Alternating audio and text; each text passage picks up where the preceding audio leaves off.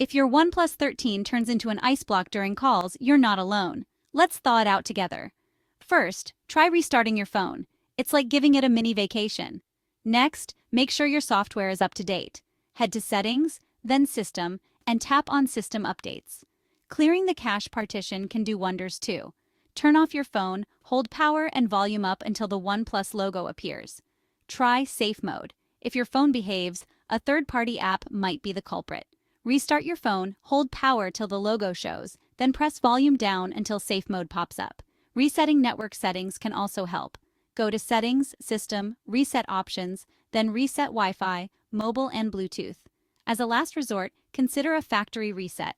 Remember to back up your data first. For hardware checks, inspect for any damage, check your SIM card, and remove any bulky phone case. Still no luck? Contact OnePlus support for a helping hand. Keep your OnePlus 13 running smoothly by avoiding extreme temps and keeping your software up to date. Got it? Great. Now go rock those calls without a hitch.